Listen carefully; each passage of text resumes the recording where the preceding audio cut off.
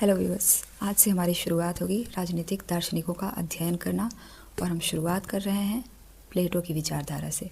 प्लेटो एक आदर्शवादी राजनीतिक विचारक थे जिनके गुरु सुकरात थे और वे भी आदर्शवादी दार्शनिक थे।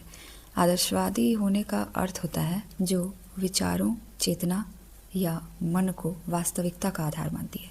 यहाँ मन का अर्थ माइंड या फिर सोल के रूप में प्रयोग किया गया है। प्लेटो की जो रचना है रिपब्लिक, उसमें ज़्यादातर माइंड को सोल के रूप में ही दर्शाया गया है।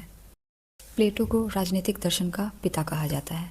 उनका जन्म एथेंस में हुआ था और एथेंस एक सिटी स्टेट हुआ करता था।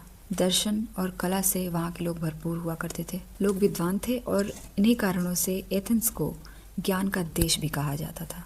प्लेटो के विचार पर सुकरात के विचारों का कुछ प्रभाव पड़ा हुआ था, जैसे सद्गुण ही ज्ञान है, प्रत्यय या विचार सत्य है और ये संसार का सार है, और तीसरा है ज्ञान का सिद्धांत।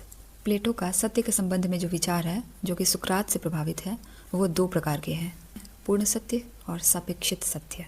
और यूनान में जो सत्य के संबंध में प्रचलित विचार थे, सत्य स्थायी है, हेराक्लिटस का विचार, और ये भी सोफिस्ट थे। दूसरा सत्य अस्थायी है, परमिटीज का विचार, और ये भी सोफिस्ट थे। एथेंस में शुरुआत से ही ईसाई धर्म का वहाँ पे बोलबाला हुआ, तब से सोफिस्टों के विचार का ही बोलबाला था। इन्हीं के विचारों का प्लेटो द्वारा खंडन किया गया, क्योंकि प्लेटो इनके विचार परंपराओं को आदर्श नहीं मानते थे।